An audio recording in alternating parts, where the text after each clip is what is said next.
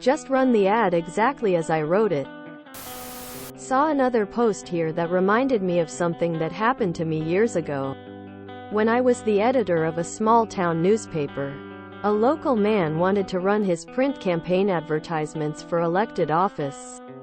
He'd done this a few times before in a number of unsuccessful bids for election. Now he had returned, and was giving us an earful. The only reason I lost the last time was because all my ads got changed and looked stupid.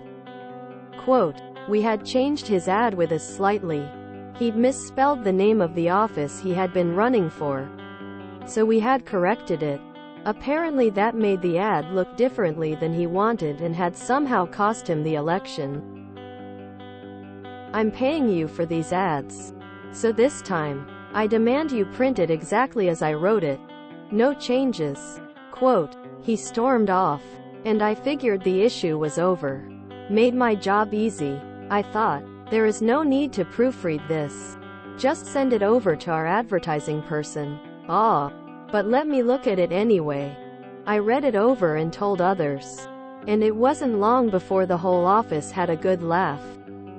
His advertisement read, his name, for elected office, always there, for you to help.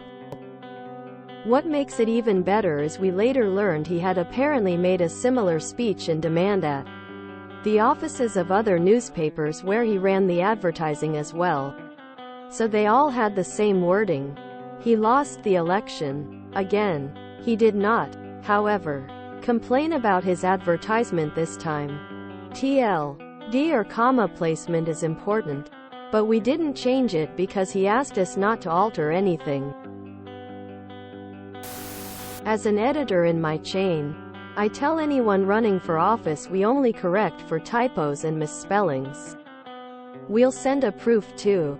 But I've had similar demand the same. They lost. Only funnier ad I've seen is a slick for a jewelry store have an incorrect phone number and it lead to a sex line.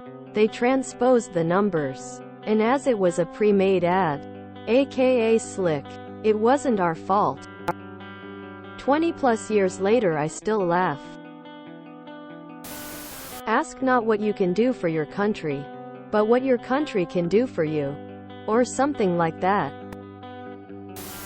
I assume his name and elected office are just you trying to protect privacy and not the actual wording he submitted. But I like to imagine all of those election signs printed up like that. Tears of joy. Someone, please post the 2 sentences about killing someone. I've forgotten how it goes. Something, comma killing your mom something. We grammar goblins are quite annoying. However, you gotta admit, we are not to be crossed. I wonder if he has any records? His name, for elected office, always there, for you to help. Ironic slogan for a man unwilling to accept help. Lol. Reminds me of something my mother enjoyed doing. Back in the early 1980s, she and my dad moved to a small town in the Rocky Mountains with a single newspaper. My mom graduated top of her class from a pretty prestigious journalism school. Yeah, having her proofread my term papers in HS really sucked. And went on to spend much of her career as editor-in-chief of 2 highly regarded publications in the travel industry. She knew her stuff when it came to print journalism. So, when she moved to this small town, her greatest source of entertainment was to ready the newspaper, mark up all the errors with a red pen, and then drop it off at the newspaper's office downtown. I think her best one was when a newly built home was being described in the paper.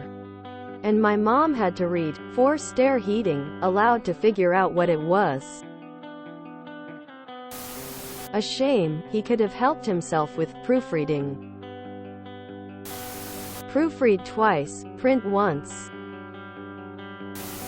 Comma definitely changes things. Lawsuits have won and lost 'cause of a comma. One case I remember was that of truck drivers suing their employers, if I am not wrong. Commas. The difference between "let's eat, Grandpa" and "let's eat, Grandpa." Quote. Was he previously running for town controller? Musical notes, comma, comma, down, doobie doo wah, down. Musical notes. Let's eat, Grandma, vs. Let's eat, Grandma.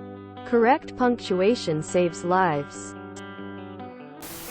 I dealt with a group that sent out flyers that were a horrible menagerie of misspelling and poor grammar. Like this Thursday, join us for a potluck in Man Cafeteria. All foods welcome. Guess what font? Because I was the computer guy, I was asked to print off these flyers and stick them to all the walls. I suggested, hey, you might want to run this by someone who knows spelling and grammar, and got a snippy. I am an English major. Are you? Print them as I sent them to you. So I did, and left them next to the printer in the break room. Apparently, some joker corrected the flyers with a red pen and stuck it on the break room bulletin board. The woman, of course, thought I did it, and was furious and reported me to HR, which got to my boss. I had to explain to my boss that it wasn't me. I was told to print them as is. We're not a print shop. Tell the woman to print her own flyers. Quote. Bonus. She was fired. I am not certain this incident was the reason, but it probably didn't help. You see, she arranged these things without anyone asking her to. I learned at that job to verify if something was part of my job description with my boss if it was outside of what I usually did.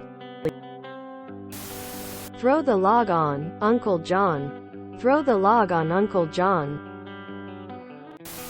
When I was a kid, my father, the English teacher, was driving our family past Lake Merced on a day when they were having a fundraiser for some organization that helped disabled people. This was in the 70s when different terms were used. We passed several signs that read, "Help the handicapped fish." My dad was laughing so hard describing fish on crutches and in wheelchairs. I cannot see Lake Merced without picturing that and losing it. It reminds me a Curb Your Enthusiasm episode where an obituary was intended to say our beloved aunt. However, they substituted AC for the A. Court. They all talked about it too. I did something similar when I corrected a lawyer's ad from court martials to courts martial, and he complained. If you enjoyed this video, please check out our playlists full of similar content. Epic Ericast is like doom scrolling for your ears. Please like, share, and subscribe.